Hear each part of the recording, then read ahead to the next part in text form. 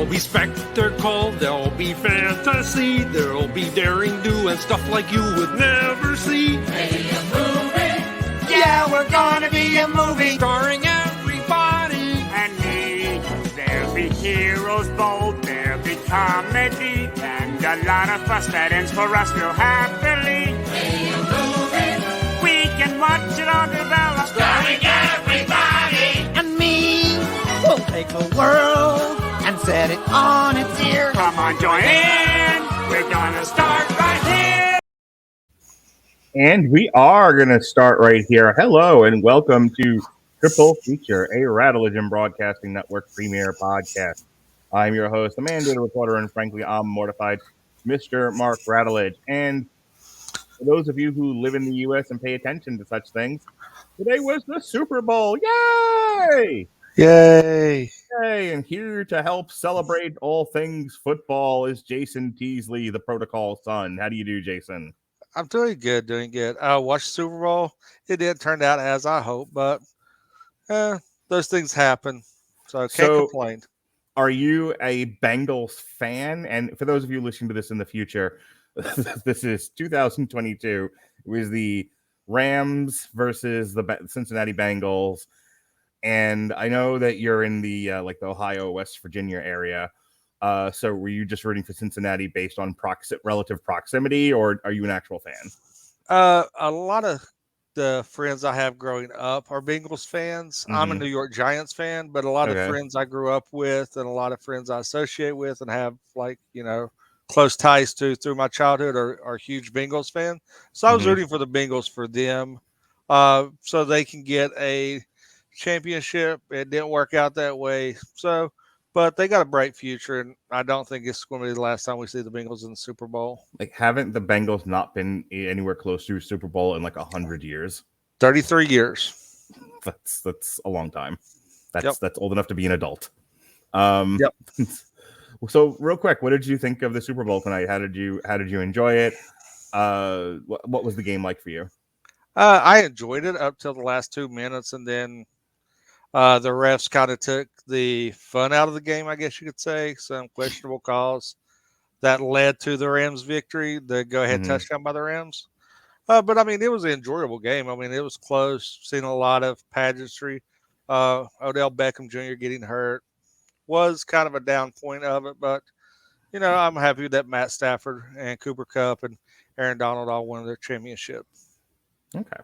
Well, we had planned to do this mostly because we both wanted to see national champions and talk about it.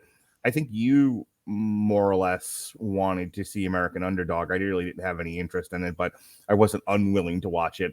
And then you beat me up with a soap and a sock until I agreed to do We Are Marshall because I wanted to do Draft Day. But whatever. You local Ohio, West Virginia people made me watch We Are Marshall again. So here we are. We have ourselves a football triple feature to celebrate the Super Bowl. Yeah, I mean, I seen the trailer for National Champions over the summer. As soon as I seen it, I messaged you and wanted to cover it in some form or fashion. American Underdog is a great story, Kurt Warner story. We're going to go into that. And of course, the reason why I pitched We Are Marshall, because I live in Huntington, West Virginia.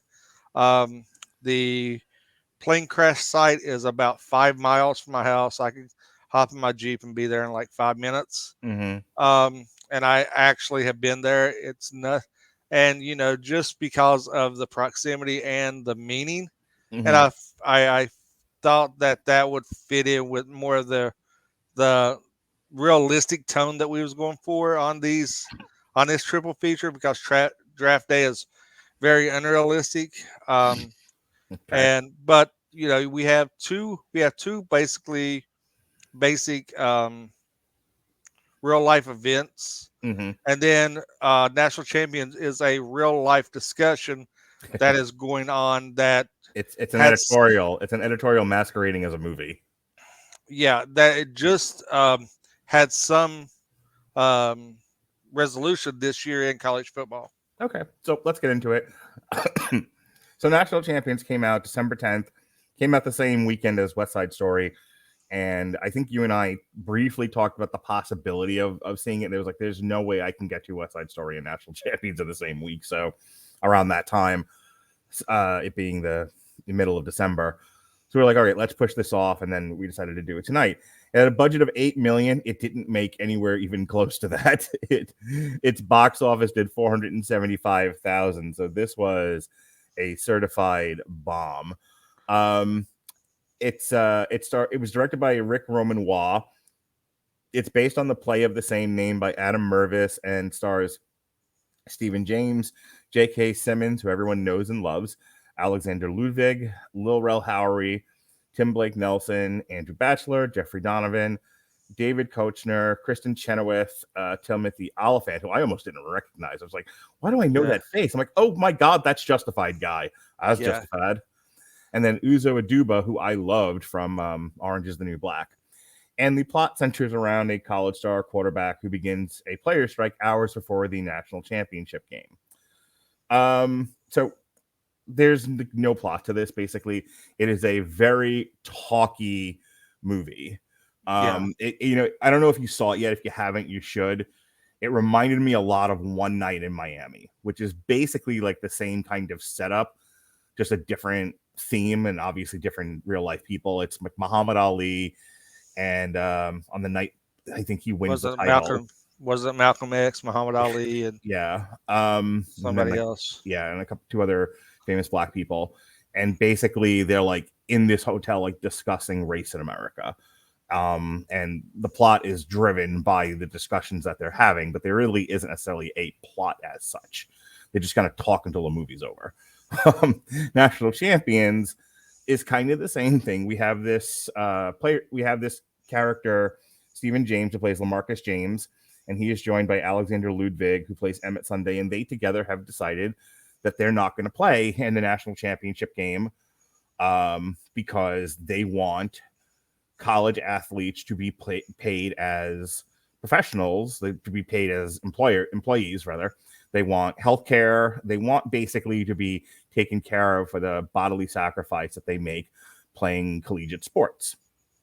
And what unfolds over the course of the movie is that the NCAA and the college that this kid plays for are trying everything in their power to coerce and blackmail him to play. And he strikes back in his own way. And there's a lot of manipulation of social media. And ultimately, he does not play.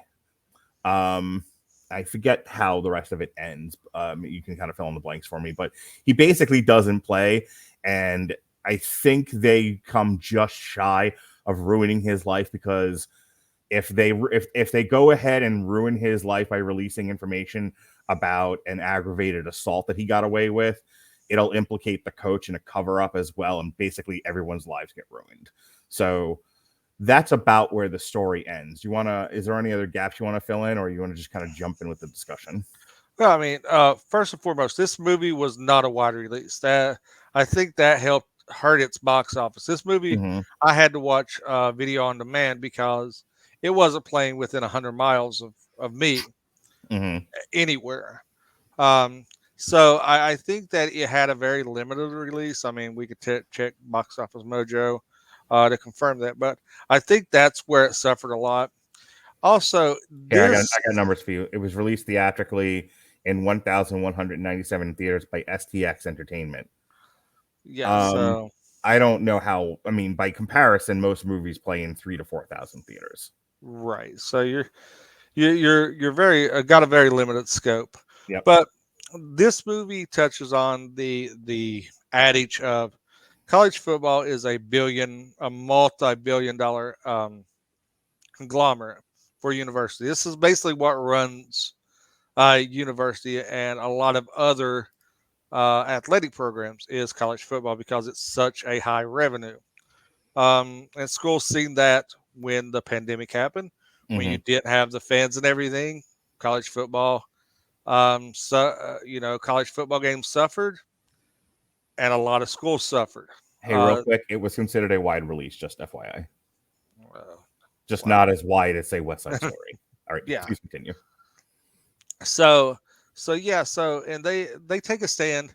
He's the number one quarterback projected to go number 1 overall, and he is, I guess, mindful of what's going on around him, because Sunday, his best friend and roommate, is just a farm boy from Middle America that's going to go back to life on, a farm once his college career is over, and he suffers all these injuries. He's got damage and stuff, and they take the stance as, we put our bodies on the line for schools to have all this revenue, and we're not benefiting. We are sacrificing our well-being and our livelihood and our potential livelihood for peanuts, basically. And being a former college athlete myself, I seen this firsthand. I was NAIA athlete, but still, I wasn't on scholarship or anything. I paid up my own way. But the athletes that were on Can you go scholarship, back a second to say what that is again? Because I I didn't catch what that was, and I'm not sure if our audience knew what you were talking about. what NAIA? Yeah. NAIA is the level below Division III. Oh, okay. It's low college. It's pretty What much. did you play? Played basketball Okay. for Glenville State, the Glenville State Pioneers, Okay. in northern West Virginia. But yeah, I seen that firsthand. I seen a lot of people that I was on the team with and friends with were on scholarships, and their stipends were minuscule. As well, you can't hold a job as a college athlete, so because it goes against NCAA violation, their guidelines and everything. So, having a little bit of firsthand knowledge, and of course, that was 22 years ago, and now what it is now, I can understand where the premise of this story comes from, because in my opinion, college athletes do need to be paid, because they generate so much money. Okay. And Can I just speak up for the other side of the argument? I don't have a dog in this hunt. I don't want people to be taken advantage of. That's about where I stand. But just for the sake of argument, I'm going to take the opposing viewpoint. Like this is an on trial. The opposing viewpoint says very clearly two things. One, you are being paid. You're being paid with a free education, an education that costs hundreds of thousands of dollars, an education that in this environment, with the cost as it is right now, puts people into massive amounts of debt when they are just entering the workforce. These athletes get it for free. As opposed to other college students, they're also, as small as it might be, they are in fact getting a stipend. So in lieu of a salary, they're getting a hundreds of thousands of dollar education on top of extra money. Number one. Number two, I can't remember what the other argument they say in the Uzo Aduba brings this up, so we can kind of relate it back directly to the movie. There is a scene where Uzo Aduba, who plays a retained attorney for, I believe it's the NCAA, and she is charged with bringing this quarterback kid down because they don't want him to be successful here. And one of the things she says is, yes, men's football and men's basketball generate billions of dollars collectively across the American collegiate system. But those billions of dollars, yes, some of it is spent on large salaries, maybe excessive salaries, but a lot of it is also spent on keeping every other sports program at every other university afloat. So women's volleyball is one that she cites. Women's volleyball, track, women's basketball does not generate nearly as much or any income, and the money generated by football and basketball is what's keeping them afloat.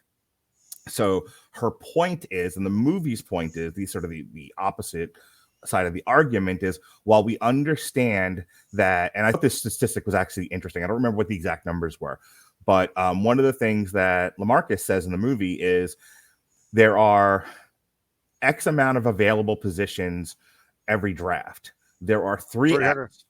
Yeah, there's 300. I think it's 302 players drafted Right. Out of like over 1,000 draft eligible players. 12,000.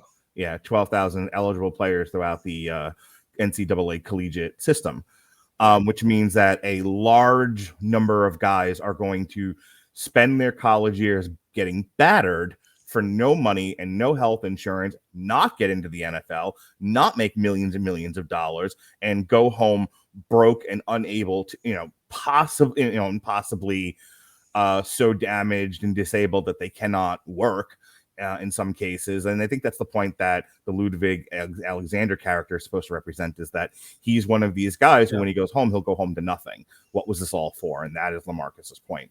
So I'm going to kick it back to you, but that is essentially the central debate of this movie. On the one hand, this system gets by on the backs of free labor.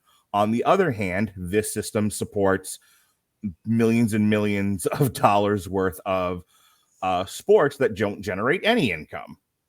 And and it's not it's kind of like capitalism. It's not the best system, but it's the one that works the best. So go ahead. Yeah, and like I said, I mean, I'm all for, but he was speaking across all sports, not just football players being paid. It was all sports, and that was his argument. He said because injuries can happen in any sport, Sure. And the lawyer actually says she played lacrosse at Duke. I think it was lacrosse. And that's why she was relating. And she had a great speech that you actually told me that was in the movie about the Heartless. It's a great speech. And it because she's not a very likable character up to that point. And then she's doing a shitty job, but she's doing it well. And and can we just so everyone's understanding of us, Uzo Aduba is a phenomenal actress, and she plays that part extremely well. Yeah. Well, I mean, you kind of get the idea from the opening scene when she's kind of sitting back. She doesn't even quote unquote have a seat at the table. And she's just back there taking notes and looking at, and you see that she's conflicted, but she's not really likable. But when you get up to that point where she gets them in the room and she starts explaining everything, you kind of see where she's coming from. She doesn't. It's not personal. It's a job. Yep. And she understands where they're coming from, but they got to understand that she fought for her way to get in the position she's in. And that's what she's trying to get across, because, she didn't have the opportunity to go pro. She didn't have that opportunity, to come out of college and make millions of dollars playing the sport that she went to college for. Just to drop some knowledge on you. The average out-of-state tuition for the University of Alabama is around $130,000 for 4 years. 130. That's everything. That includes everything. So you think, everybody says, well, they're getting this education. They're getting this education. If you go out and you play a sport, say you play football, you get paralyzed while playing, because this has happened. There's a college basketball player named Hank Gathers that actually died in the middle of a basketball game. What compensation is there? So you get pushed so hard physically that you could potentially lose your life. And I think that's where it goes from, because some of these college regiments are insane. It's not as bad as it used to be. Granted, not as bad as it used to be. Things have mellowed out now, but back when I was in college sports, and what I know of college sports, some of these like practices and scrimmage and stuff got brutal. I mean, you seen a lot of CTE that went undiagnosed and ignored a lot, and that has its impacts. So I see both sides, but I'm a proponent. I think college athletes should get paid, and this just there was an agreement that just came out this past year, is college athletes in like promotional material video games and stuff, they can receive payment for their likeness, I think that's fair. which I think is really good, because with that, the greatest college football game of all time on any gaming platform, if anybody has issues, please at me. I will fight you over this, is NCAA football by EA Sports. Mm. It went away because the NCAA wasn't getting any benefits from it. They was getting very little licensing benefits, and this game was extremely amazing. I mean, it was the best best football game on any platform, and it went away because they couldn't come to an agreement on the licensing. The NCAA wanted a bigger piece, and EA wanted to try to get the athletes portrayed some kind of payment, some kind of stipend for their likeness, and the NCAA shut it down. So they didn't meet an agreement. Just this past year, they came to the agreement. College athletes can get paid for their likeness, like kind of do autograph signings, but it's got limitations from what I understand. So we are moving in the right direction, I feel. So, just to keep a little bit closer to the craft discussion of this movie, J.K. Simmons plays the coach. He plays LaMarcus James's coach. And here's the thing about him and Uzo Aduba and LaMarcus Jackson. Nobody in this movie is 100% bad or 100% good. There's a lot of shades of gray here, which I really, really like. National Champions, I feel like, has a point of view. It definitely favors LaMarcus over the NCAA, but I think it does do a good job of presenting both sides fairly, especially because they gave a lot of the NCAA's argument to Uzo Aduba and then to J.K. Simmons, who I want to talk about. So J.K. Simmons, as I said, plays the coach, and he has a really great speech. This movie is just like chock full of great speeches, but he has a great speech, and I wanted to get your take on this. He talks about, and not to get too personal, but he has a speech that he gives to the entire football players about midway through the movie, and it's a summation of, you work your whole life to get to where you are, to where you have any kind of success, and all of the things that give your life meaning fall through your hands. Marriages break up, your body breaks down and doesn't work the way it's supposed to without crutches and medications and whatnot. You lose face with your family. All you have, and he uses a very specific word here, all you have left is glory. Mm-hmm. And he starts and he recognizes LaMarcus Jackson has, I got his name right, LaMarcus Jackson James, LaMarcus James's point is that is valid. Like, he recognizes that James has a point. He's trying to get him and the entire team to understand that beyond being paid, beyond being taken care of for your injuries and whatnot, there is that intangible thing that makes life worth living, and he calls it glory. And he says, go out there and fight for your glory, because life doesn't give you many opportunities to do that very thing. I mean, you and me, we're ham and eggers here. We're Johnny Lunch Pails. We go out, we work a job, we take care of our families, we come home. There are a few times in your life that you can truly fight for something that you can hold on to for the rest of your life, that intangible thing. And that's what he's saying. He's like, there's time aplenty to argue the nuances of how college athletes should be taken care of. But now is not that time. Now is the time to fight for glory, because when it's over, you're not probably going to get another chance at this. And then he just walks off. I was thinking about, I don't know if you watched Midnight Mass, but I compared it to the priest's speech in the second or third to last episode, where he's talking about a holy war and then just sort of walks off. I talked about this on the review, as a matter of fact. He's just like, he just feels fed up with everything, and he gives his war speech, and then he just walks off, stage right. J.K. Simmons, very similar. He just kind of gets up there. He talks about life's not fair, fight for your glory, and then walks away. And everyone's like,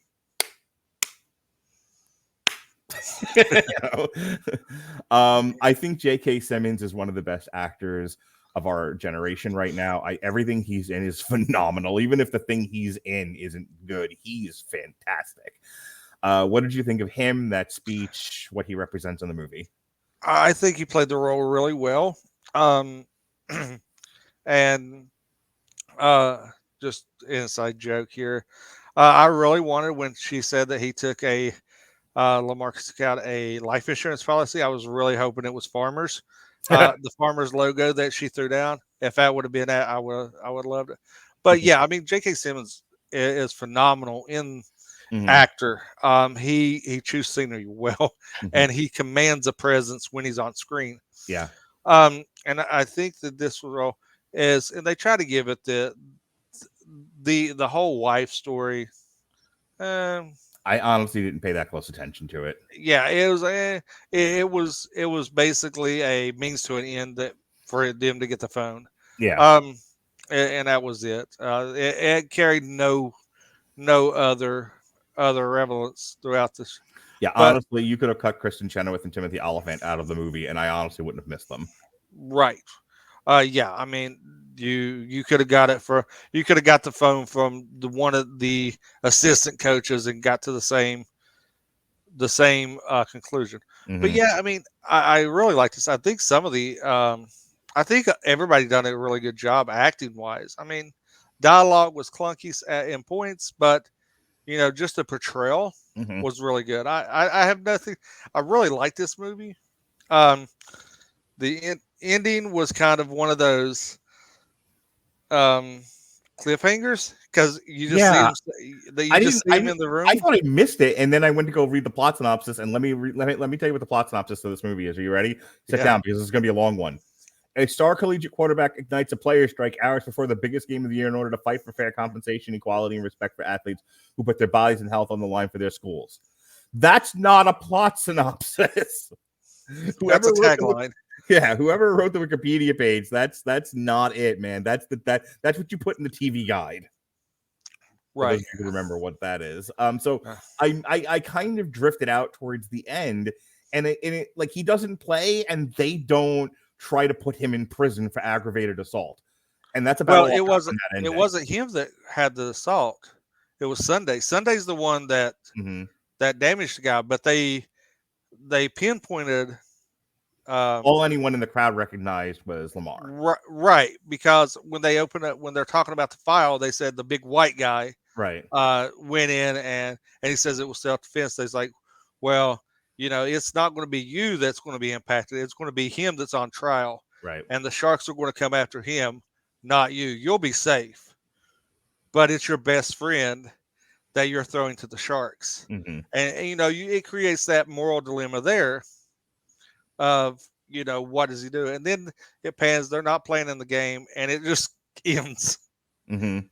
And it's like, there's no resolution of what happened to either one of them. Okay, so I didn't miss anything. It just ended in that conference room, and you don't know if he plays or not. No, it goes. You hear the game on, and then it pans to he's sitting in him and Sunday sitting in the hotel room, and Sunday turns the TV on, and it's the national championship game, and he goes, "Oh, my bad." He's like, "No, keep it on," and they're just talking, and then it just ends. It's like nothing happens.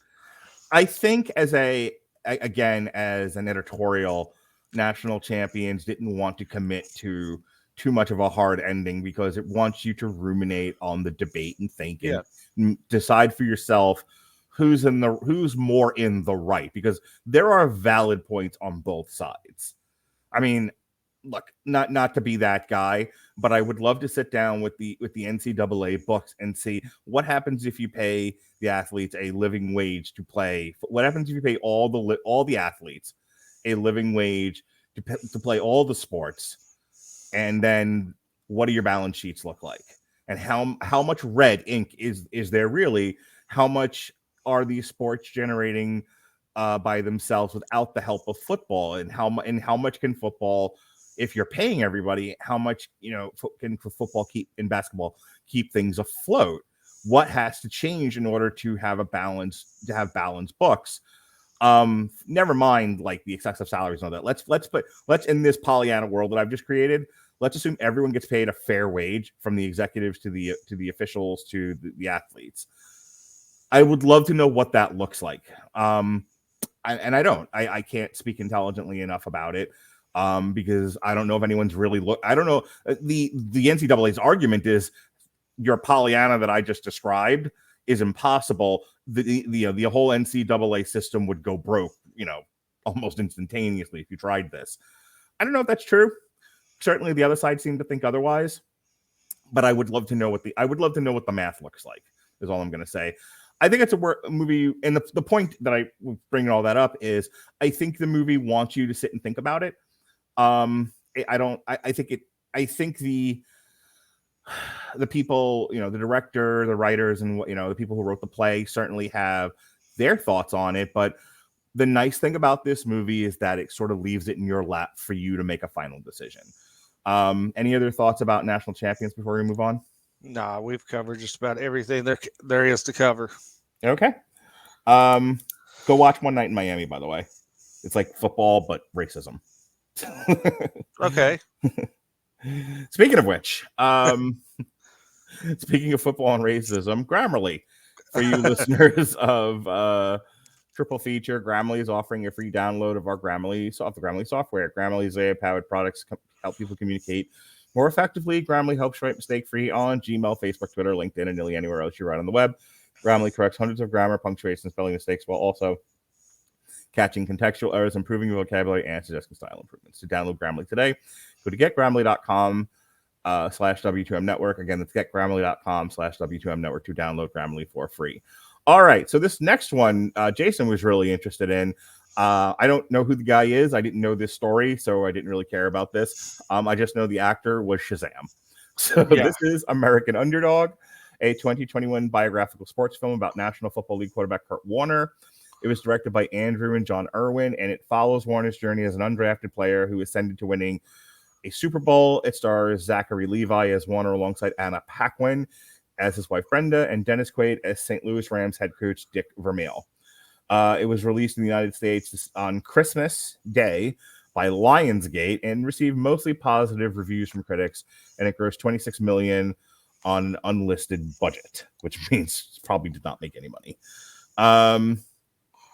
All right, so just real quick, Jason, how familiar are you with this story? I know this was one that you really pushed to review, so just give me a couple of words on all of that.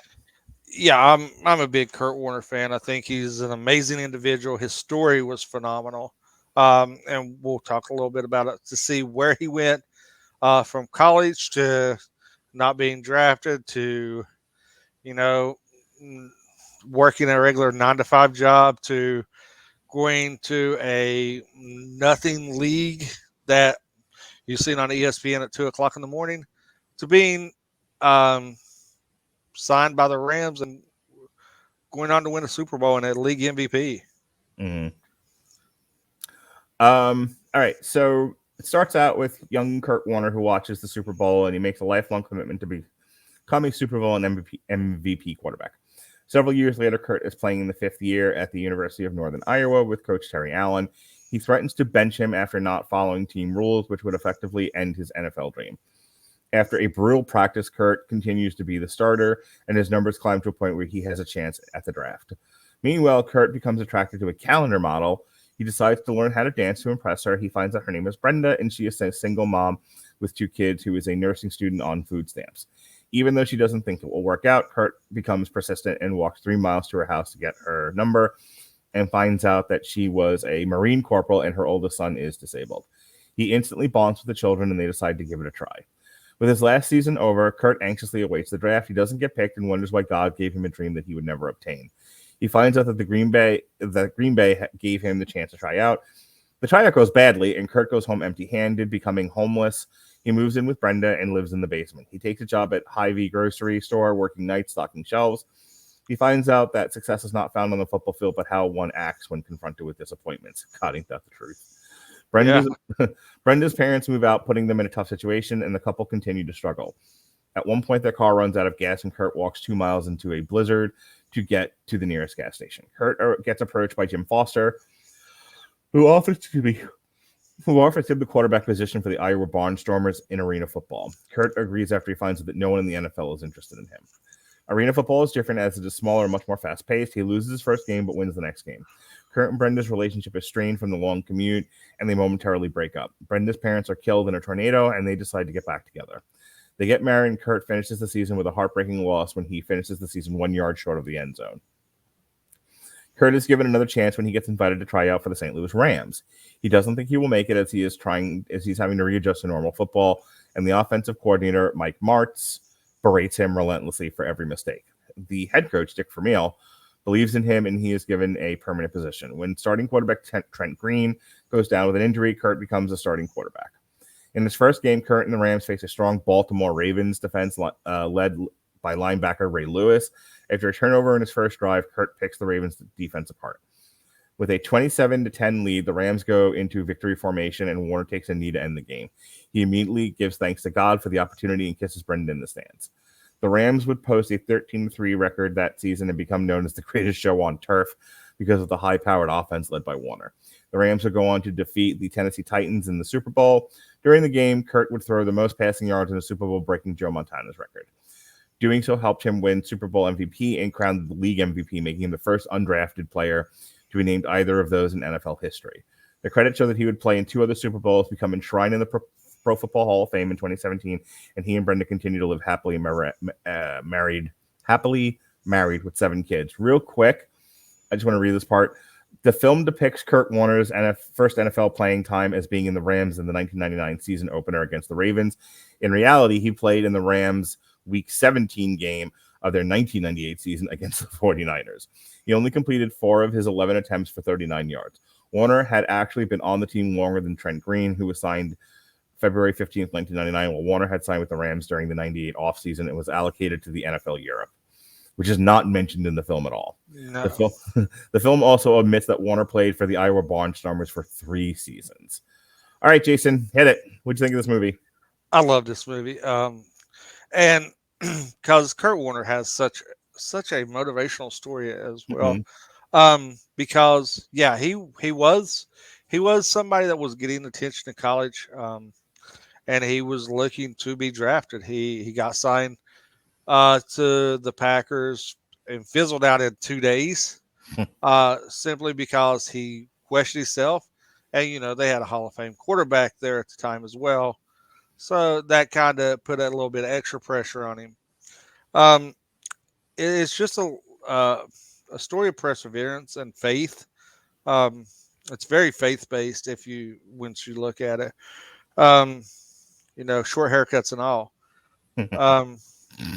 But it's one of those stories that is very inspirational, motivational, because they face so much adversity through life. Not only him, but them as a couple.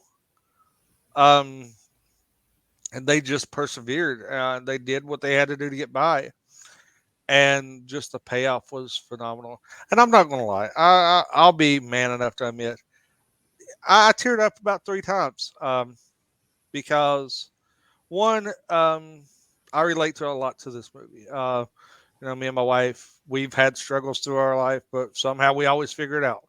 And we always come out. Now, I'm not an NFL quarterback, of course, but, from when we met where we are in our lives now has drastically changed. We've faced trials and tribulation, but we always had each other and persevered through it, figured it out. And somehow we always came out the other side better and wiser, I guess you could say.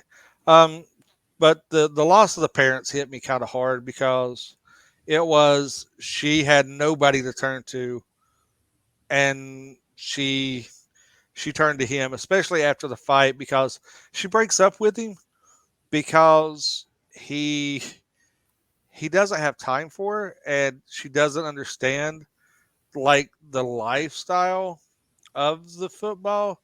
And you're being pulled in different directions, and arena football was vastly different. He got paid $100 for every touchdown he threw, and he was saving all that money to give to her to make ends meet. And he was living on bare minimum, and he was basically sending all the money to her to give to her. when he had the opportunity. And it shows him as a strong-willed individual.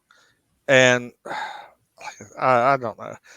He's stocking shelves at a grocery store 5 years before he's in the NFL. That's insane. I mean, you don't hear of that. You don't hear of those underdog stories such as that.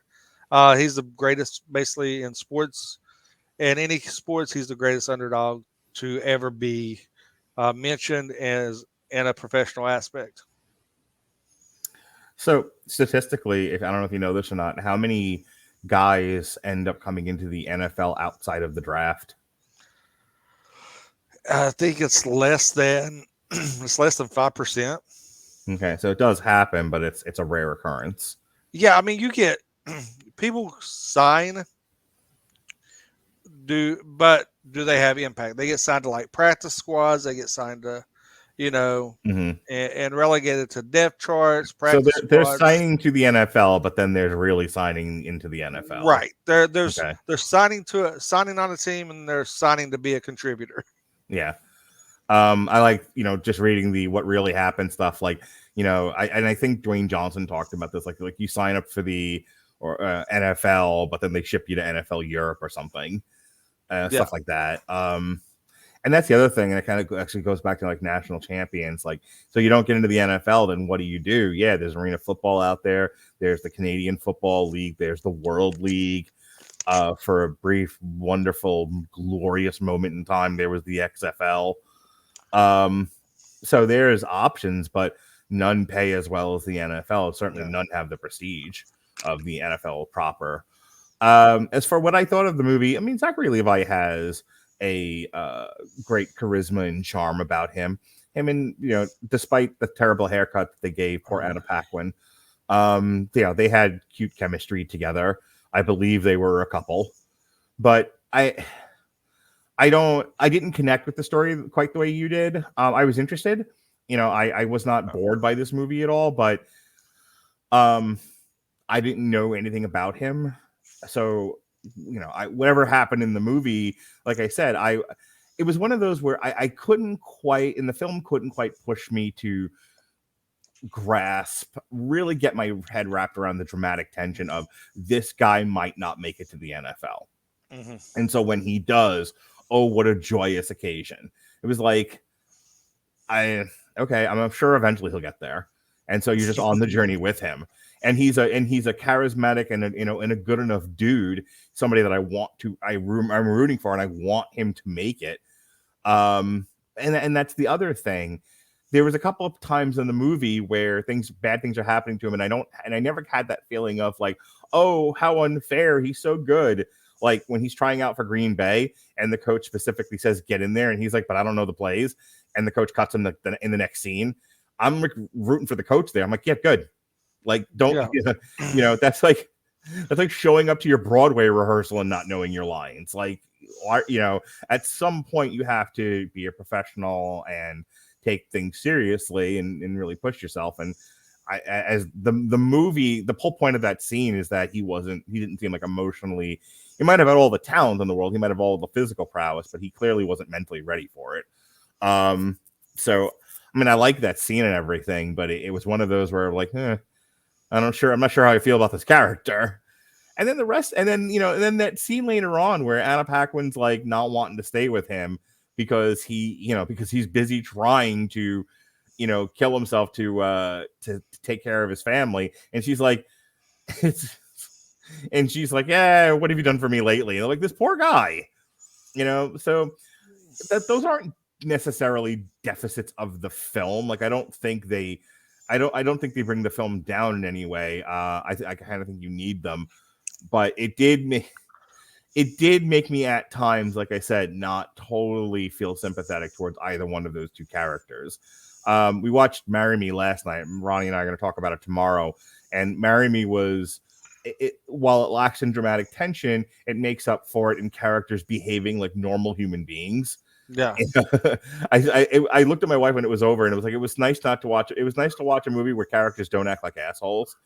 And we have the scene with him in Green Bay, and that was an asshole maneuver. And then Anna Paquin has an asshole moment. And I'm like, sure, it lends itself to good dramatic tension, but I don't always love it. So anyway, as far as American Underdog goes, I don't have a whole lot else to say about it. It's an interesting story. As far as like an underdog story, it's always fun to see an older guy, a guy, maybe just out of his prime, fight back and then go all the way to the championship and win. Boy, that's Rocky. That's the American dream, right? Mm. So, I mean, that was fun, but I didn't connect as much as you did with the story. I'll give you the last word. Yeah. Anna Paquin's haircut made her look like she was 20 years older than what she actually is in the movie. I said this to you in the chat. Anna Paquin has a very interesting and unique look, which was not accentuated at all with that haircut. No, it was not. Yeah, because when you first see her, you think that she's like maybe one of the older barmaids, not somebody that's 4 years out of military, like 22, 23. And you're like, yeah, she looks like a soccer mom. But I like this. Like I said, I mean, I'm a big sports movie fan anyway. Mm-hmm. So I like this. I appreciate you watching it for me and throwing me a bone on these movies. Because like I said, the resident football guy here on the network, I kind of enjoy these movies. And like I said, I think he played Kurt Warner really good. I think he had a lot of mannerisms and the look down and basically the personality of Kurt Warner, because Kurt Warner is one of the guys, like, if you met him, you'd probably, he's everything that you read about him, he's one of the nicest guys to ever meet. Let me ask you a question. There's a part when he's playing in college that they talk about where he won't stay in the pocket. And the coach is like, I don't care how well you scramble, which was a weird thing, because I would think that if you're a good scrambler and you can make up yards and everything, and this is maybe my lack of knowledge of football, like why you would force a guy who's fast and fleet of foot to stay in the pocket and get killed by linemen. Because at that time, the game hadn't evolved to where you have a scramble. Hang on, I know why I'm sore about this. They did this crap to what's his nuts from the University of Florida that everyone hates. Tebow. Yeah, where Tebow in the one game that I saw him in was running all over the damn field and was able to make up yards because he couldn't hit a receiver or whatever the reasons were. And then he gets to the NFL and nobody likes it, and it's like, why? Why does this matter? Okay, now go. Yeah, I mean the game hadn't evolved to a scrambling quarterback position, so a lot of teams wanted their quarterbacks to stay in the pocket and win, and that's what their playbooks were built around, is having a solid arm, not be staying in the pocket, making the accurate pass, rather than playing what you see a lot in the NFL now is backyard football, where quarterback scrambles, gets out of the pocket, receivers pretty much run all over the field, and you try to hit open receiver, most notably like Lamar Jackson, Josh Allen, Patrick Mahomes is really known for it. Kyler Murray as well. So you see the when he was coming in and he was in college and stuff, the game had it. He was ahead of what was going on, what you see in the NFL now. See, I wish the film had talked about that. Yeah, so when he was in college, it was more of a pocket presence than a scrambling that you see in the updated. I can totally see why you'd want your quarterback to sit still while he gets killed by four fat guys. Yeah. Well, they sorry, I know that I know I sound like an idiot to you. This is like football, whatever, but I just think about it from an outsider's perspective. Yeah. Yeah, and it's like I said, you got to look at through the lens of the time frame rather than the 2022 lens. Okay. All right, fair enough. Anything else about American Underdog? Nah, we've covered just about everything I want to say on it. Okay. Well, Jason, when you are playing sports, when you were out there playing basketball, yeah, when you were farm league, Farm League. Division Wow. 5, Man. basketball player at the University of Hoop-de-Doo. Yeah. You were out there doing your layups and whatnot. What kind of music were you guys listening to? We just had a variety. I mean, a lot of Guns N' Roses. Oh yeah. A lot of ICP. Oh yeah. Were you going in the chicken hill, hunting? in the hills of northern West Virginia in the mountains. There was ICP was really big on campus for some reason. We still have not figured that out. Did you guys chase each other around the basketball court, spraying each other with Faygo? No, we didn't do that. But yeah, like a lot of the football players listen to ICP and we that's when we learned that CTE was a real thing. Because you had to be brain dead to listen to half that stuff they listen to. Not saying all ICP is bad, but some of the albums they listen to. Have you ever gone back and listened to the Riddle Box or any of these fine Insane Clown Posse albums? And if you could, for free, would you? Yeah, I think the only one I ever listened to was like the Great Milenko. Mm-hmm. Yeah, that comes after the Riddle Box. Well, Jason, I have a deal for you. We happen to be giving away a free 30-day trial of the Amazon Music Unlimited service. And do you know that you can listen to the entire Insane Clown Posse catalog on Amazon Music Unlimited? You can stream all their albums for free. Oh, great. That's something I did not know, Mark. Thank you for the knowledge. I'm here to help you. Go chicken hunting. Who's going chicken hunting? We's going chicken hunting. So click the link in our. I still love that song. Have you ever heard the mashup of Chicken Hunting with that Dr. Dre song? California knows how to play that one. No, I have not. I've never even heard Chicken Hunting. You've never heard Chicken Hunting? No. Oh my God.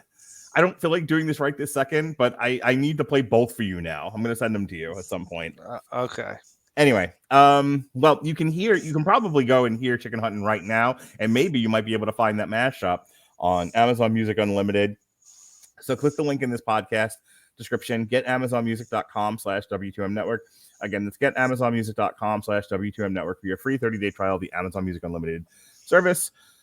You can check it out for 30 days, stream all you want, over 70 million songs for you to enjoy. And then if you don't like it, you can get rid of it. No fuss, no muss, no contracts, no pains in the butt. Or you can keep it and pay the monthly fee. It is just the same as Spotify and Apple Music, but the service is so much better than either one of those two. All right. So again, get amazonmusic.com/W2M Network. And now we come to it. Our final. Every time I've talked about this, I keep doing the "We Are Marshall," yeah, which cracks me up because you brought that up earlier with J.K. Simmons. Yeah. So, "We Are Marshall" is a 2006 American biographical sports drama directed by McG, who brought you the Charlie's Angels movies. It depicts the after. I think I'm right about that. Or at least one Charlie's Angels movie. I gotta look. He's done more than that, isn't he? He did Charlie's Angels, Full Throttle, Terminator Salvation, which sucked. This Means War, which I don't remember if I saw or not. 3 Days to Kill, The Babysitter, Rim of the World, and The Babysitter Killer Queen. So there you go. And then looks like he's directed some television hither and thither. So anyway, so that's McG. A fairly okay career there. It depicts the aftermath of the 1970 plane crash that killed 75 people, 37 players of the Marshall University Thundering Herd football team, 5 coaches, 2 athletic trainers, the athletic director, 25 boosters, and the airplane crew of 5. It stars Matthew McConaughey as Jack Langle and Matthew Fox as William Red Dawson, David Strathairn as University President Donald Dedman, Robert Patrick as the ill-fated Marshall head coach Rick Tolley, then Governor of Georgia Sonny Perdue has a cameo role as the East Carolina University football coach. All right. So real briefly, did you want to add anything to why we're talking about this tonight, or do you covered it all when we opened up with some table setting? Yeah. I mean, this hits so close to home to me because I live in Huntington. Okay. The fountain ceremony is very, very, very emotional. Mhm. And it is very trying to think of the word. It puts you in a complete different mindset, because when you see some of the families and some of that you hear the stories of the players that don't get the recognition in this movie is, and the players that played on that inaugural team that came back. It's very, very humbling, I guess you could say is a good word for it. Mhm. And just to see the impact it had on the town itself. And like I said, I live like 5 minutes from the crash site. How far Um, away are you from the university? 6 miles. Okay. So you really are like a college town. You live in a college. I drive, going to my in-laws. I drive right through campus. I Okay. drive right across Fifth Avenue and Third Avenue, which is both sides of campus. Okay. Going to my in-laws. I mean, before me and Amber moved, I lived 4 blocks from the football stadium, and me and my father-in-law would always walk to games and stuff. So in the time that you've been alive and been a part of this, does the town really shut down for football? Yes, Okay. it really does. And I have some memories. One of Marshall's national championship games I was actually at, and I rushed the field. I was only like 13, 14 years old. Nice. And me and my 2 cousins was at the game. We rushed the field after the national championship when they beat Youngstown State, and we was with the mob of crowd carrying the goalpost down Third Avenue. It was lovely. But yeah, it's very ingrained in the culture here in Huntington. Mm-hmm. Like the especially the turning off of the fountain Mm-hmm. is, I mean, some of the speeches are heart wrenching. It's very, very humbling, very somber. I've only been able to attend one, Mm-hmm. and of course I watched the 50th anniversary one because of the pandemic and everything. It kind of put a hiatus on, actually being able to go attend in person. Mm-hmm. But you see memorials, you see, when they turn the fountain off, like the entire campus shuts down, Mm-hmm. and like the entire town like slows to a crawl for this event, because Mm-hmm. that is actually an event. It's part of Huntington lore and traditions of the turning on and off of the fountain. So In funny. With like shows like Friday Night Lights and some of the movies and other television shows that focus on like Texas football, you get this impression that like, oh my God, football is life for the people who live in Texas. Like there is nothing It else. is. But clearly that's not just Texas. There's a lot of spots around America where football is ingrained in the culture. It's part of the life's blood of the people that live there. Oh yeah, college football. College football is very ingrained in everything. Mm-hmm. If you ever want the best interpretation of that, Texas high school football is a good example Mm-hmm. that you see in like Friday Night Lights, and Varsity Blues is a good example. Mm-hmm. They're fucking insane. But college football, the state of Alabama, Mm-hmm. is a great interpretation of this, because you're either born an Alabama fan or you're born an Auburn fan, and there have been family members disowned for being the opposite. Okay. It is the craziest thing I've seen. College football is taken serious. I've known people that they have planned weddings on their college football teams by week so they don't miss a game. Yeah, I've experienced that somewhat here in Florida. Florida, a slightly more metropolitan than some of these more rural Yeah. areas that are, their football is, that's it. That is the local tradition. I also grew up in New York City, or the suburbs of New York City, Long Island. I mean, people like football there too, but it is not like it is in a lot of parts of the United States, that don't have culture. Anyway, Thanks, Mark. You're welcome. I'm a snob. So anyway, let's move on to hey, people think that New Yorkers are arrogant. I don't know where they get that from. So on the evening of November 14th, 1970, Southern Airways Flight 932, a McDonnell Douglas DC-9, chartered by Marshall University to transport the Thundering Herd football team back to Huntington, West Virginia, following their 17-14 defeat to the East Carolina University Pirates, clips trees on a ridge just 1 mile short of the runway at Tri-State Airport in Cerrado, West Virginia, and crashes into a nearby gully, killing all 75 people on board. The deceased include the 37 players, head coach Rick Tolley, and 5 members of his coaching staff, Charles E. Kautz, Marshall's athletic director, team athletic trainer Jim Schroeder, and his assistant Donald Tackett, sports information director and radio play-by-play announcer Gene Morehouse, 25 boosters, and 5 crew members. In the wake of the tragedy, University President Donald Dedman leans towards indefinitely suspending the football program, but he is ultimately persuaded to reconsider by the pleas of the Marshall students and Huntington residents, and especially the few football players who didn't make the flight. Like Nate Ruffin, Dedman hires Jack Langle as the head coach with the help of Red Dawson, one of 2 surviving members of the previous coaching staff. They managed to rebuild the team in a relatively short time, despite losing many of their prospects to West Virginia University Mountaineers. Dedman travels to Kansas City, where he pleads with the NCAA to waive the rule prohibiting freshmen from playing varsity football, a rule which had been abolished in 1968 for all sports except for football and basketball, and would be permanently abolished for those sports in 1972. Dedman returns victorious. The new team is composed mostly of 18 returning players, 3 varsity and 15 sophomores, and walk-on athletes from other Marshall sports programs. Due to their lack of experience, the young Thundering Herd ends up losing its first game 26-6 to Morehead State Eagles. The loss weighs heavily on Dawson and Ruffin, who had been hurt on the first play of the game. The Herd's first post-crash victory is a 15-13 win against Xavier University in the first home game of the season. I really like this movie. This one, and I don't really know why, but this one made me cry a couple of times. And I think it isn't obviously the football that I connected with as such. It was the loss of family.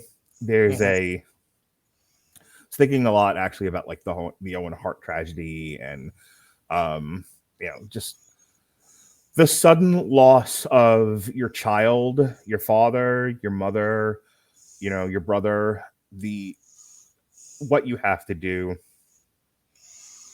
to move ahead in life, to deal with, the sudden tragic loss of a loved one. Those are the things that resonated with me about this movie. And when I say I think about like the Owen Hart thing, the Owen Hart tragedy is a little bit different, but just for the sake of argument, there was a debate. What do you do in the situation where you have a sudden death, in a great tragedy befall your team or your group of athletes? Do you continue? Do you take a break? What do you, obviously this was ingrained in that town. And so the town has to have a mourning period. And what does it do with the loss of that part of its culture? Certainly in the Nate Ruffin character played by Falcon, what's his face? Andrew Mackey. Yeah, Anthony Mackie. Yeah, Anthony Mackie, which I don't think this gets said enough, is a phenomenal young actor. He is really fantastic. He's so good in this, and I didn't even remember him. I've seen this, this came out in 2006. I saw it when it came out and promptly forgot about it. But we know Anthony Mackie now from he's a big star now. He's been in like Black Mirror and obviously the Marvel movies and whatnot. And I think people forget he's been around for a fairly lengthy period of time. He's so good in this. He's so earnest. He has so much passion. I really, he really embodied what I believed that character to be. And I was rooting for him the whole way. And he certainly represents one side of the argument, which is We should not wallow in pity in this tragedy. We should move forward. The best way to honor this team is to move forward, is to try to rebuild and get back on that field. Don't let this whole thing, take the town over the falls. And I love that about him. But it's, but again, much like we were talking about with National Champions, there's a debate going on in this movie, and it's represented by the other side of it. I think it's Ian McShane. Ian McShane's character, Paul Griffin, is somebody who represents the other side of the argument, which is leave it alone.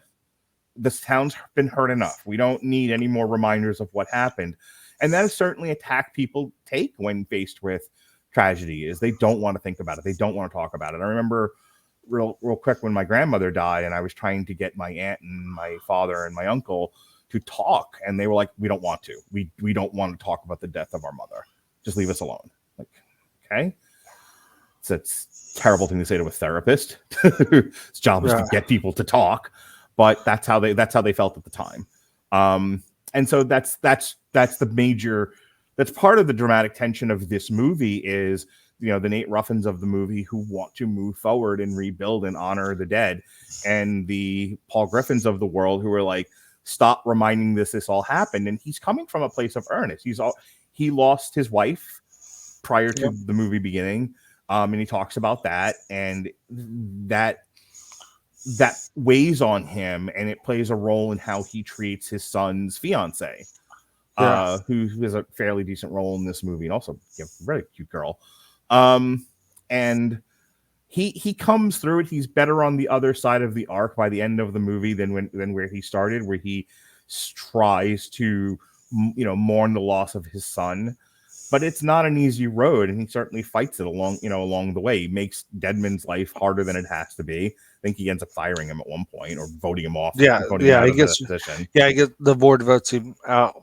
Right, which came across to me as vindictive and not necessarily a thing that needed to happen, because of incompetence or whatever. And I think the movie speaks to that. Anyway, the real the star of this movie, though, name up front, is Matthew McConaughey, who plays Jack Langle, and he creates a very memorable character. Again, Matthew McConaughey now kind of gets made fun of. He's not taken some great roles over the course of his acting life, and he gets made fun of for that. But let's not forget the man was in A Time to Kill. He's in this. He is a very good actor, and he Lincoln Lawyer, Dallas Buyers Club. He tends to create very memorable characters. The man knows how to act, and I think he does a great job in creating this character, Jack Langle, who seems like a very unique fellow. I think my favorite scene in the entire movie is when things are not working well, and he's sitting with the coaching staff, and he kind of reminded me of Ted Lasso, where he's just like, "Look, I don't know what I'm doing here. Help me, shoot ideas at me because I don't know what to do now." And and that's when they come up with was it like the I formation or something? The veer, right, which becomes a major plot point of this movie. And they focus on that for a good 10 to 15 minutes. But like that idea of leading by getting the people around you to give good ideas and trying to make try to actualize those ideas. Like, I like that about that character. I like that about that person. That was a fun part of the movie for me. So, We Are Marshall, like I said, made me cry a couple of times. I think I broke out in tears about 3 times throughout the course of the picture. It's a very, very excellent movie. Yeah, well, I watched it with Matthew McConaughey, sort of, at the Keith Albee Theater in Huntington. When they did the premiere for the Keith Albee at the Keith Albee, the theater company I worked for as the projectionist at the time. I was asked to go over and help do prep and everything, and I got to screen it the night everybody got to screen it, like the VIP screening. So that was kind of cool. I didn't get to meet him or anything. I was just in the same building as he was. So I kind of claimed that I got to watch it with him. It is, you look at it from Paul's perspective, because the town lost. Yes, they lost the football team, but and he even made a statement. We lost doctors, lawyers, Right. and we lost Families were destroyed. cornerstones of this community. Mm-hmm. And yes, we lost the football team, but we also lost cornerstones. We Mm-hmm. lost we lost pillars of the community, Right. and we have to mourn those people as well. And that's something that it gets stated, but it's kind of brushed to the side, um, because it is. Amber's mom, her cousin was one of the football players that passed away on the plane. He doesn't get like mentioned or anything, but he was one of the players that passed. Mm-hmm. So, we've got me and my father-in-law and brother-in-law have talked about that. This is a very impactful movie, Mm-hmm. because you go on the journey of the team rebuild and the struggle. And like you said, Anthony Mackie he has such a great range, Mm-hmm. and this shows some of the range that he has. He has a really great delivery, and one could take the wrong, I think, approach to it and criticize it. But I think you have to remember the context, you have to remember the time, Mm-hmm. and in the situation that he's in. So Anthony Mackie basically crashes a town meeting Yeah. that he was expressly told he was not allowed in. So there's this room full of old white faces. And what year is this? This is 72. Yeah. Okay. Spring of 72. Yeah, so not exactly 71, 72. the height of tremendous race relations between Right. white and black people. And so young Anthony Mackie, black as black can be, kicks open the door of this, secret, private, all white, mostly male meeting of older men. And they were like, "Do you have something to say?" And he's holding his shoulder and he's just like, "Nah, I got nothing to say." It's like, But they what? do. And then points out the window, but they do. And he's like quivering, and he knows that like he has to know that there's some guys in that room that want to throw him out the window. And he's like, just like, I just have to get him to look out the window. That is the whole assignment here. And he does, but like you get a palpable sense of dread from him. Dread, anger, just all of it, Anxiety. It's a lot was said with so little. Mm. A lot was said with his body language Mm-hmm. and expression. So, this is, like I said, I love this. The Marshall Memorial isn't very far from here either, and we used to go up there all the time, Mm-hmm. because they had the best Pokemon stops. But there's sometimes you go up there and you like see like people up there paying their respects that like were older people that were in the town at the time, Mm-hmm. or had some relation to the players, because there's 6 bodies buried up there that they could not identify. Mm-hmm. So they just did the memorial. I want to bring up. I want to Ruffin's actually buried up there too. I want to just bring up Matthew Fox, and then I'm gonna let you finish having your say, and then we'll close up. One of the parts that really broke me, where I had a good solid cry, is Matthew Fox, and it really needs to be said how poorly this country deals with men and trauma and Mm-hmm. grief. There's a lot of expectation for men to just tough it out. Boys don't cry and all of that. Mm-hmm. And you look at Matthew Fox's journey in this movie of somebody who is, a man of the 70s and a athlete of the 70s, a sportsman, and he's trying to tough it out. Like he's building a shed, he's not wanting to be a part of football, and, feeling an internal conflict. He decides 1 year, and when it's over, he's able to properly grieve. Right. Privately in a dark locker room, he sobs, and that's impactful for me, both positively and negatively. It's a shame, it's exactly what that time would have seen and would have called for. But it's a shame that as a man, I'm a man of the 70s, you can't express grief in a healthy way. You know, your choice is to not do it at all, which is harmful to your mental health, or sit in a dark room and cry, and then as the janitor walks in, quick wipe away the tears like it's not happening. Right. So like, I felt bad for him. I felt bad for the situation. It was incredibly powerfully well acted. And because I'm very empathic, I just don't do well with seeing other people cry. It's hard to watch. So that was not an easy scene for me to process, but I wanted to make mention of it. And that's really that's all I have to say about the movie. Apparently it wasn't well received. It has a 48 rating on Rotten Tomatoes. While you were talking, I was briefly looking at some of the comments on the Wikipedia page that people did not love McGee's directing in this. It didn't bother me. I didn't think there was anything wrong with it, but I don't know. I don't know what you think. Go ahead. I'll give you the last word here. Yeah, Matthew Fox did a really good job, because you have to look at it from his perspective. As they're getting on the plane, he's supposed to be on that plane, and he switches and takes a recruiting survivor's guilt is the phrase you're looking for. Yeah, he takes a recruiting trip so the guy can go home and see his granddaughter's piano recital, right? Rather than be out on the road for a recruiting trip. So you have that survivor's guilt as well, and as well as the trying to process the loss, the survivor's guilt, the how to deal with, how to function. Yeah. Because everywhere he turns, he's linked to that.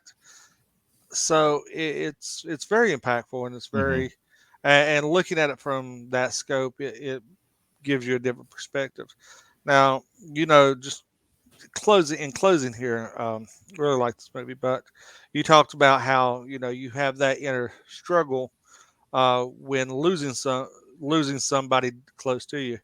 I lost my mother about a year ago. That night I did a podcast. I powered through. I was a mess, but I did a podcast that night. Why? Because the kickoff or something yes, with me, or yes. that was the kickoff. No, it was the kickoff with Eric and Harry. I was a mess, but it took my mind off of it, and it helped me express myself a little bit and do something to honor my mom, because my mom knows me doing it. Somehow, for some reason, she thought me doing a podcast meant like I was internationally famous or something. And I still get that reaction at times, like, you have a podcast, you're a wizard, Harry. Like, stop. Yeah, and my mom didn't even know what a podcast was. She just thought it was something. She thought basically I was a Howard Stern equivalent. Sure. I don't know. But I know that she was proud of me for it, so that's why I chose to do it. And it's kind of like you just like you said, you got to process that, and I think they did a good job portraying that with Matthew Fox. But in closing, I highly recommend all three of these movies. For different reasons. So if you do get the chance, sit down, kill 2 hours, watch these movies, and enjoy them for the craft and the message that they all bring across. All right. Well, that's our triple feature celebrating the Super Bowl and football and life, the universe, and everything. Earlier today, we had a re-airing of Warcraft. Hey, speaking of parents, my dad was on that show, which I didn't even remember. I was listening to that either. Oh, hey, we got a question here on Twitch. Let me address this real quick. Was this I'll put it up on the board here. Was the school or airline ever sued? Okay, so I'll let you say something in just a second, but according to the Wikipedia, Deborah Novak and John Witek, who produced the 2000 documentary Marshall University Ashes to Glory, filed a $100 million lawsuit in federal court in California, accusing Warner Brothers and others associated with the We Are Marshall film of fraud, copyright infringement, and breach of contract. Novak, who directed Marshall University Ashes to Glory, is a Huntington native and Marshall alumnus. In October of 2008, a federal judge dismissed the lawsuit in a summary judgment in favor of Warner Brothers. So to the actual question, do you know if the airline or whatnot was ever sued? No, from my knowledge, there was no like civil lawsuits or anything. The crash happened because of heavy fog, Okay. and it was a heavy, dense fog. This airport is on top of a mountain, and the pilots just was going through fog, and the side of the mountain appeared. They thought they were coming into the runway, and they were short. There was just And human error. yeah. So it wasn't like negligence. It was, it was weather, Equipment failure. It was. yeah, it was just, and like I said, from my knowledge, there was not any civil lawsuits or anything or anybody that was sued outside of what you mentioned. Okay. And I don't know, like I said, reading that, you have more information on that than I did. I just knew that there was a copyright lawsuit out there somewhere. Doesn't that remind you of the Kobe Bryant situation? Fog, but pilot still flew, and that company was sued. Yep, we got it, Kobe. Yeah. That was kind of different. From my understanding, like I said, I don't know a lot about the Kobe Bryant situation, other than multiple lives were lost that were cut way too short, and a very influential player and a great player as well as his daughter, So no longer with us. Correct what I was saying. We re-aired our review of Warcraft from 2016, and I didn't know it at the time because I guess I never put it in the description of the podcast when it originally posted on Blog Talk Radio. But apparently, I had my dad on that show. If you ever need like an indicator as to why I'm the way that I am, you need to listen to this show and hear my dad talk about movies. It's pretty hilarious. I had a really good time listening to him and Robert interact because, as I've said, Robert Winfrey reminds me a lot of my dad. My son reminds me a lot of Robert Winfrey and my dad. So there's a reason I'm the way that I am, and I say things that I do. In any case, so that's up in the archives now. Tomorrow, Jesse Starcher and Ronnie Adams are reviewing the Uncharted comic from DC Comics, and that's because Uncharted comes out this week, which is the same reason we released the Warcraft review, because it's all video game adaptations all the time here.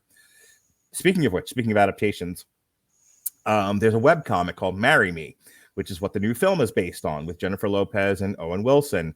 My wife and I and my daughter, at least until she fell asleep, we watched Marry Me Saturday night. Ronnie and I are going to talk about it and compare it to the web comic in which it was based on.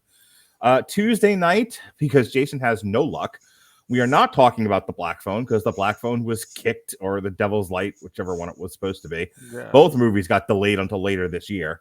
I think it might have been the Devil's Light that I'm thinking of, and that got delayed till October. In any case, so instead, myself and Robert Winfrey are going to talk about the new Steve Soderbergh movie, Kimmy, that's currently airing directly on HBO Max, and Big Bug, which is a French movie directed by the guy who did Amélie. Amélie is one of the great films of our generation, great French film.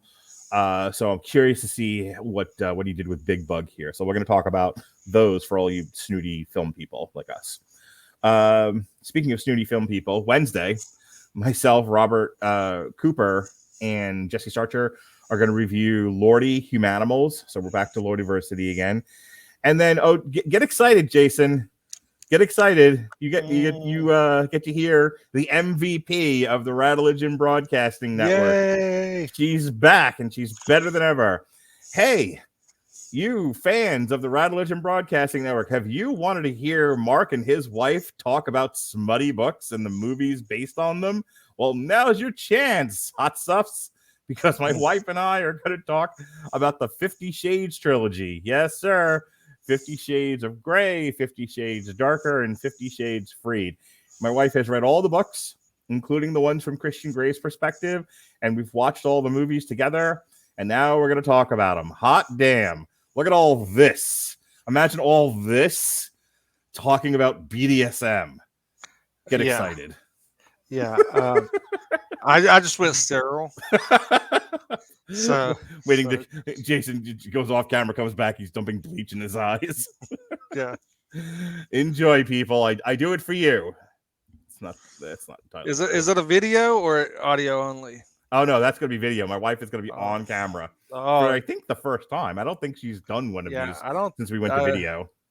Yeah, I don't think. No, she that's not has true. either.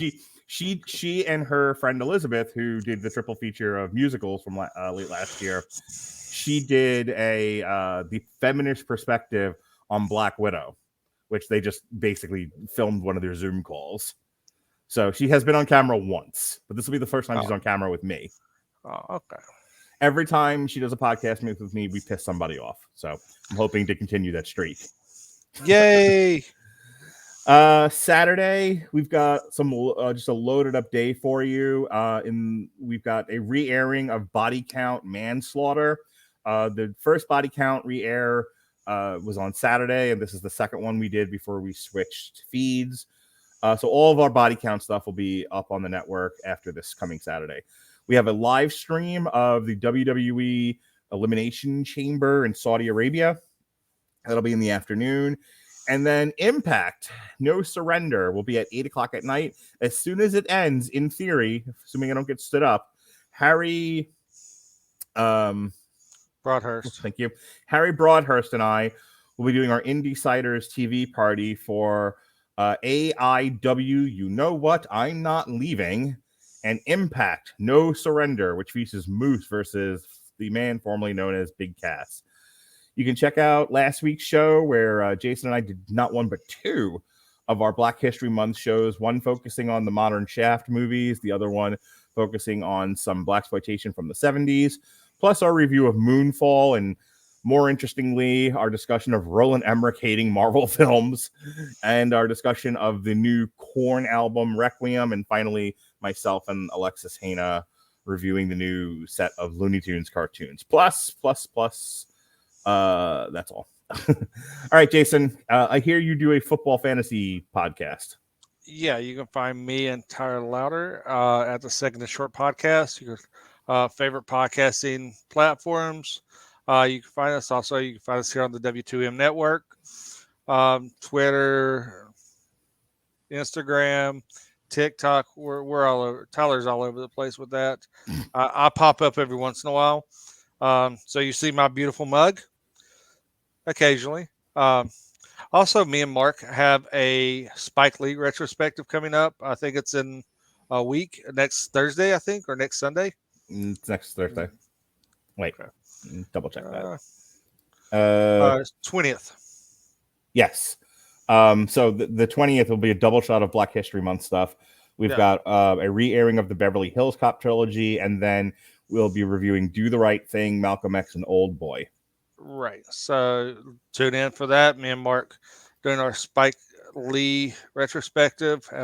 Some three really good films I think we selected to get the gist of his style of filmography. Still think we should have done Bamboozled. Oh, well, we got a whole nother Black History Month. I suppose. Unless one of us die. That's possible. Oh my God. But outside of that, yeah, I'll definitely check out the Second Short podcast. And we're took a week off. We'll be back this week. Tyler's already promised me we're coming back this week, so I have faith in him. And in closing, Mark, happy Valentine's Day as it is after midnight. Thank you, Jason. Happy Valentine's Day. All right, folks. Thanks for joining us on our post-Super Bowl show, talking about American Underdog national champions, and we are Marshall. All right. Hope you'll check us out. Hey, real quick, if you're wondering why there's been no YouTube video since Tuesday night, we got hacked. Somebody uploaded a naughty video, 13 seconds, and no matter how many times we have gotten YouTube to try to get YouTube to understand that it's not us, they don't care. So we got nicked for a week. So we'll be back up and running Thursday with video. Everything that's audio that's been recorded in the meantime will be up on the YouTube page.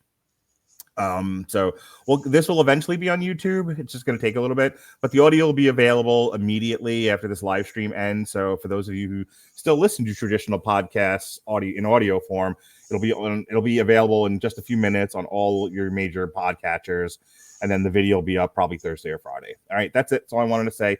Thank you, Jason. Thank you, everybody, for tuning in. For those of you who watched the live stream live as it was happening on Twitch or Facebook, we appreciate you. And for those of you on Twitter, I can't see you, but I know you're out there because I see the numbers.